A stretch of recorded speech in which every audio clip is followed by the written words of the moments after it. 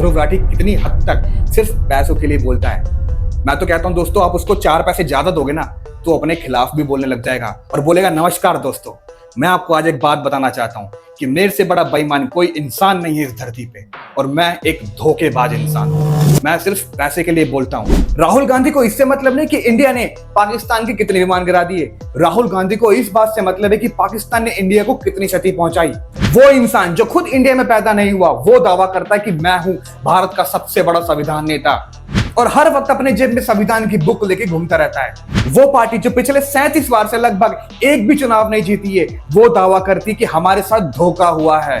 दोस्तों, हमारी दुनिया में 2 तरह के गांधी हुए। पहले हैं महात्मा गांधी जिन्होंने हमारे देश को सच्ची लगन से आजादी दिलवाई और दूसरे हैं हमारे राहुल गांधी जो आए दिन झूठी झूठी अफवाहों से हमारे देश का नाम डुबाने पर लगे हुए हैं। और दोस्तों, एक है हमारे महात्मा गांधी जिनका नाम सुनकर हमारा सीना गर्व से चौड़ा हो जाता है और एक है हमारे राहुल गांधी जिनका नाम सुनते सिर्फ हंसी के अलावा और कुछ नहीं आती। आप देख ही पा रहे होगे यार, उनका नाम सुनते इसके अलावा कुछ नहीं होता है। और दोस्तों, राहुल गांधी आए दिन नए नए तरीके ढूंढते रहते हैं देश के लोकतांत्रिक को नीचे डुबाने के लिए और हर वक्त अपने जेब में संविधान की पुस्तक लेके घूमते रहते हैं और सबको दिखाते रहते हैं कि मैं संविधान का सबसे बड़ा सच्चा भक्त हूं।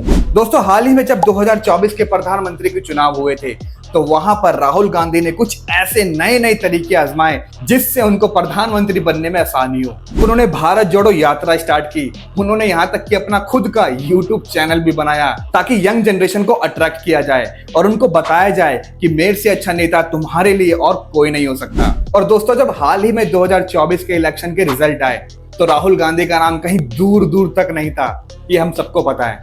और इसके बाद राहुल गांधी का माथा ऐसा खराब हुआ वो पागल की तरफ बखुलाने लग गए और कहने लग गए हर किसी को कि मेरे साथ बेईमानी हुई है। दोस्तों, जैसे कोई 5वीं क्लास का बच्चा होता है ना, क्रिकेट में आउट होने के बाद कहता है कि मेरे साथ बेईमानी की गई है, नहीं मैं नहीं खेल रहा, ये तुम लोगों ने चीट किया मेरे साथ। वैसे राहुल गांधी हमारे नरेंद्र मोदी को कह रहे हैं कि मैं मानता ही नहीं अपनी इस हार को और सबको कहने लग गए, यहां तक कि ट्वीट करने लग गए, सोशल मीडिया पे अपना यूट्यूब चैनल बना के लोगों को जागरूक एक अभियान चलाने लग गए और हर दिन इसी तरह नए नए तरीके वो ढूंढते रहते हैं कि किसी भी तरह मैं सच्चा साबित हो जाऊं और नरेंद्र मोदी गलत साबित हो जाए। दोस्तों, राहुल गांधी को मैं एक बात बोलना चाहता हूं कि पिछले 37 चुनावों में से आप एक चुनाव भी नहीं जीते हो तो आप कैसे कह सकते हो कि मेरे से सच्चा नेता कोई नहीं है। अगर भाई आप सच्चे नेता हो तो पिछले 37 बार से आप लगातार क्यों हारे जा रहे हो। अगर आप सच्चे नेता हो तो आपको कम से कम एक बार तो प्रधानमंत्री बन ही लेना चाहिए था।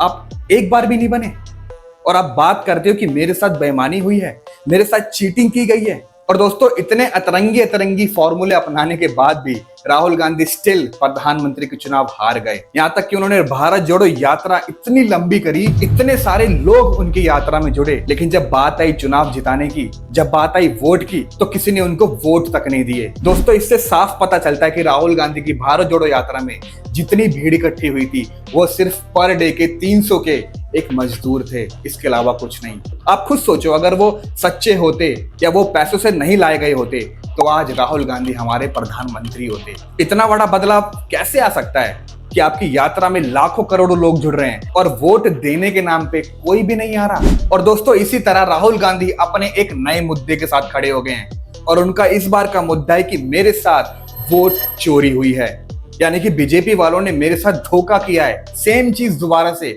लेकिन थोड़े अलग तरीके से। और उन्होंने बोला है कि इलेक्शन कमेटी ने मेरे साथ धोखा किया है, मेरे साथ गड़बड़ी की है और वोट चोरी हुई है।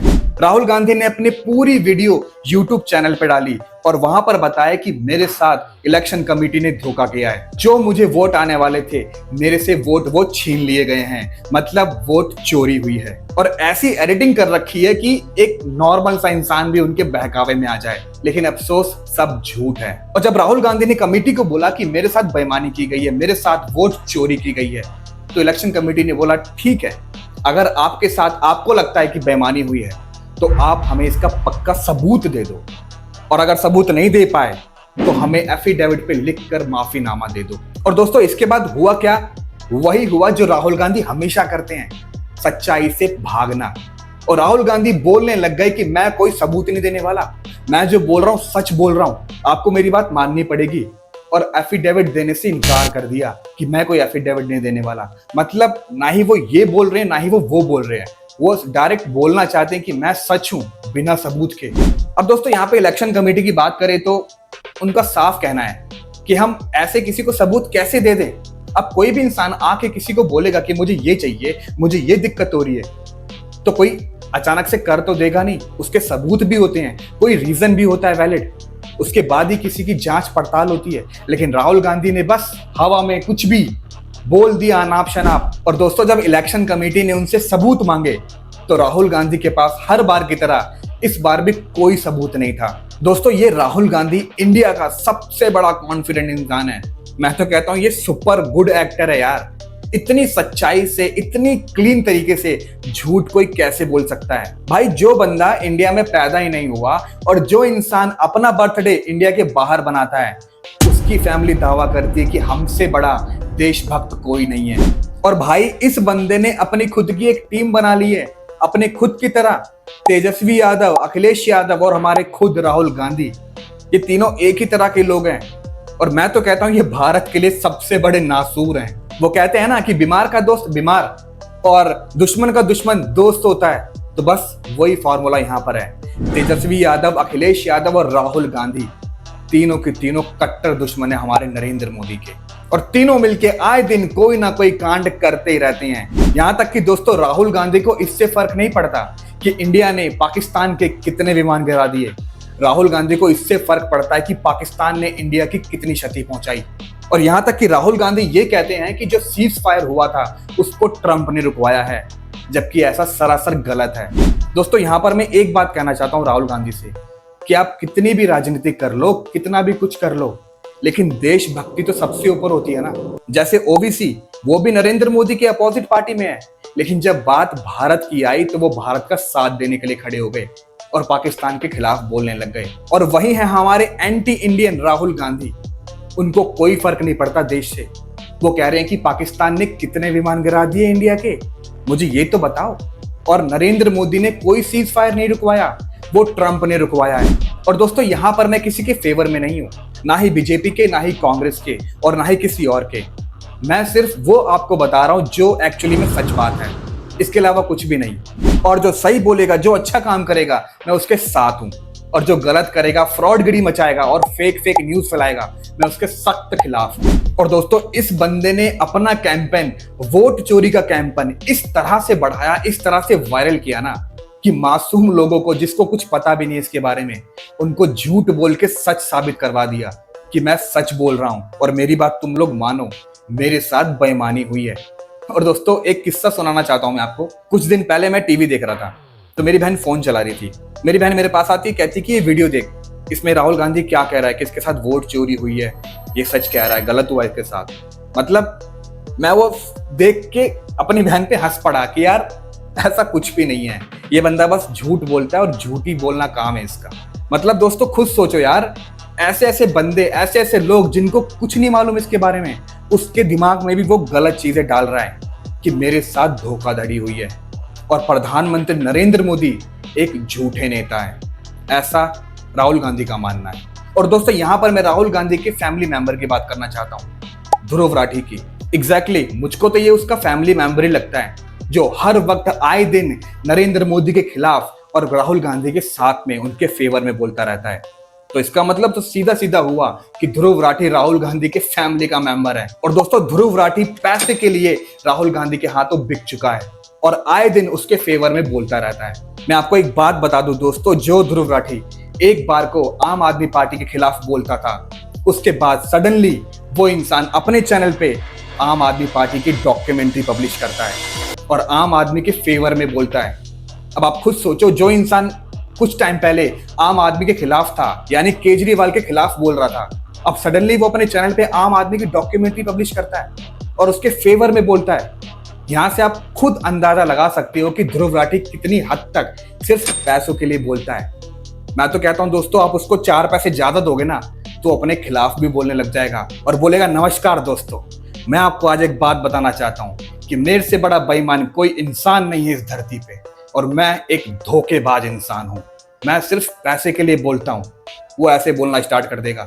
सिर्फ उसको 4 पैसे ज्यादा दे दो। और दोस्तों ये बात मैं आपको इसलिए कह रहा हूँ कि ध्रुव राठी ने अपने खुद के चैनल पर आम आदमी पार्टी की डॉक्यूमेंट्री पब्लिश की थी, जिसको कहीं भी जगह नहीं मिल रही थी। और आप खुद सोचो, पब्लिश कोई फ्री में तो करनी दी होगी, उसके लिए मोटे पैसे तो अच्छे खासे पैसे लिए होंगे, तभी जाकर वो वीडियो उसके खुद के चैनल पर पब्लिश हुई। और हर बार की तरह ध्रुव राठी ने वही किया इस बार जो वो हमेशा करता है। अगेन एक नई वीडियो, अगेन एक नया कंट्रोवर्सी मुद्दा, और अगेन नरेंद्र मोदी के खिलाफ में बोलना और कांग्रेस के फेवर में बोलना। और दोस्तों वोट चोरी के बाद राहुल गांधी को एक और नया मुद्दा मिल गया है, एक नई उम्मीद मिल गई है कि मैं अगले चुनाव में काश एक बार तो जीत जाऊं, एक बार तो प्रधानमंत्री मैं भी बन जाऊं। और उन्होंने एक नया कैंपेन स्टार्ट कर दिया है बिहार में, वोटर अधिकार यात्रा। अब मैं उनसे ये पूछना चाहता हूं यार कि आप कितनी तरह की यात्रा ऐसी और निकालने वाले हो, और कितनी तरह की यात्रा हमको देखने को मिलने वाली है। पहले हमने देखी भारत जोड़ो यात्रा, फिर अभी हम बिहार में देख रहे हैं वोटर अधिकार यात्रा। अब कुछ टाइम बाद कुछ और यात्रा देखेंगे, और उसके बाद फिर एक और यात्रा देखेंगे। लेकिन मैं राहुल गांधी को, राहुल गांधी के सपोर्टर्स को, उनके फैमिली मेंबर्स को एक बात कहना चाहता हूँ कि आप चाहे कितनी भी यात्रा निकाल लो, कितनी भी कोशिशें कर लो लोगों को गुमराह करने की, लेकिन ये जनता है ना, ये पब्लिक है, ये सब जानती है। इनको सब पता है कि कौन सही है और कौन गलत है। अगर इनको नहीं पता होता तो आज आप प्रधानमंत्री होते देश के, ना कि नरेंद्र मोदी। और मेरा संदेश राहुल गांधी जी के लिए है, और उनके सपोर्टर्स के लिए है, उनके फैमिली मेंबर्स के लिए है कि आप कितनी भी कोशिश कर लो। और दोस्तों ये कोई प्रेडिक्शन नहीं है, ये है स्पॉइलर। आने वाले कुछ सालों में क्या, वो कभी भी इस जन्म में तो कभी नहीं जीत पाएंगे, प्रधानमंत्री नहीं बन पाएंगे। एम के स्टालिन के बेटे ने सनातनी धर्म को डेंगू और मलेरिया जैसी बीमारी बताई। उन्होंने बिहार और यूपी के लोगों को टॉयलेट क्लीनर और पानी पूरी बेचने वाला बताया। Dhruv Rathee, CBI, election committee, यहाँ तक कि हर कोई नरेंद्र मोदी के साथ में मिला हुआ है। दैट्स इट गाइस, आज के लिए इतना ही। अगर आपको इस वीडियो का पार्ट 2 देखना है तो इस चैनल को कर दो सब्सक्राइब, वीडियो को कर दो लाइक। मैं आपको मिलूंगा अपने नेक्स्ट वीडियो में।